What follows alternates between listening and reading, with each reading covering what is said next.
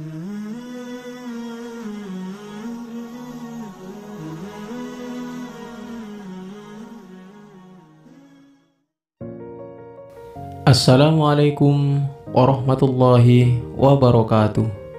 Bismillahirrahmanirrahim. Pertama-tama marilah kita panjatkan puji syukur kehadirat Allah Subhanahu wa Ta'ala yang telah memberikan kita nikmat yang begitu luar biasa, yakni nikmat iman dan Islam. Dan tidak lupa sholawat beserta salam semoga terlimpah curahkan kepada Nabi besar kita Nabi Muhammad Sallallahu Alaihi Wasallam, kepada keluarganya, para sahabatnya, pengikutnya, dan kepada kita sekalian. Di video kali ini kita akan membahas bagaimana gambaran telaga Rasulullah dan orang-orang yang meneguk airnya. Riwayat Ibnu Al-Mubarak menceritakan pada hari kiamat setiap nabi memiliki satu telaga, tidak terkecuali Rasulullah Shallallahu Alaihi Wasallam. Pada hari itu, semua nabi saling membanggakan siapa di antara mereka yang paling banyak pengunjung telaganya. Setiap nabi berlomba mengajak umat yang dikenalinya. Tak heran, kata Rasulullah Shallallahu Alaihi Wasallam, aku ingin menjadi nabi yang paling banyak pengunjung telaganya. Lantas, bagaimanakah gambaran telaga Rasulullah Shallallahu Alaihi Wasallam? Beliau telah menggambarkannya kepada kita, sebagaimana dalam riwayat Anas bin Malik. Dalam riwayat tersebut, beliau bersabda, sungguh aku memiliki telaga yang luasnya bagai antara Eliyah atau Baitul Maqdis dan Ka'bah, atau Parawi mengatakan antara Eliyah dan Sana'ah Yaman. Airnya lebih putih dari susu dan lebih manis daripada madu. Di sana banyak wadah sebanyak bintang di langit. Membentang kepadanya dua aliran dari surga, yang satu aliran dari perak, yang satu dari emas.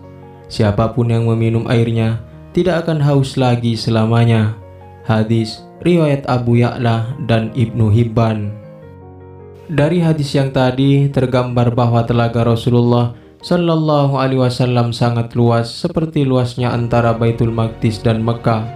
Panjangnya sama dengan lebarnya, warna airnya lebih putih dari air susu, rasanya lebih manis dari madu, gelas-gelasnya bertebaran sebanyak bintang di langit. Telaganya dialiri oleh dua aliran dari surga. Siapapun yang meminumnya tidak akan merasa haus lagi. Menurut riwayat Atha, telaga inilah yang dimaksud dalam surat Al-Kautsar, sebuah telaga yang diberikan Allah kepada Rasulullah Sallallahu Alaihi Wasallam di surga. Hanya saja riwayat lain menyebutnya bukan telaga, melainkan sungai. Pertanyaannya, berapa banyak umat Rasulullah Sallallahu Alaihi Wasallam yang akan mendatangi telaga itu? Ini dijawab dalam hadis riwayat Ahmad dari Zaid bin Akram yang menyatakan, tidaklah kalian satu bagian pun dari 100.000 orang yang akan mendatangiku di telaga pada hari kiamat. Lantas, mengapa ada sebagian umat Rasulullah Shallallahu Alaihi Wasallam yang terhalang mendatangi telaga tersebut? Apa alasannya? Beliau kembali menjelaskan, aku adalah orang mendahului kalian di telaga.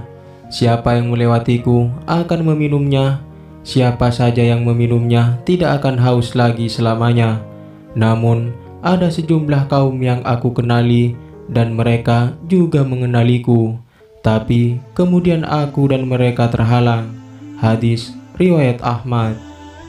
Adapun alasannya telah dijawab dalam hadis riwayat Al-Bukhari dari Abdullah.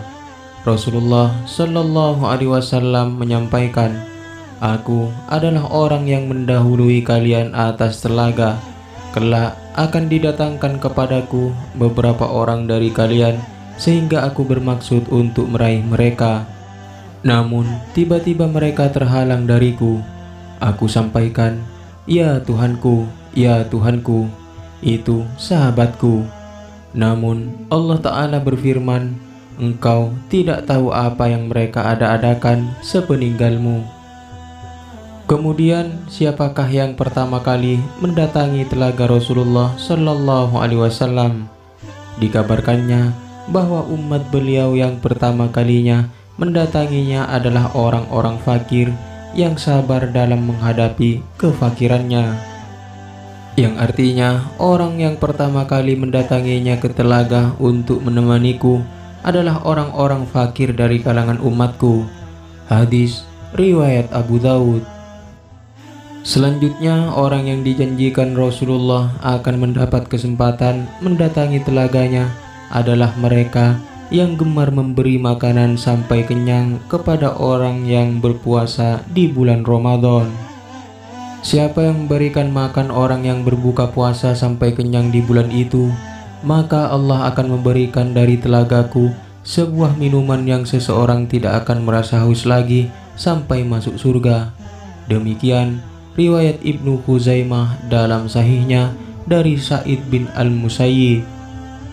Termasuk golongan yang dijanjikan akan mendatangi telaga Rasulullah Sallallahu Alaihi Wasallam pada hari kiamat adalah orang yang senantiasa menjaga lisannya kecuali untuk perkara-perkara yang sepatutnya.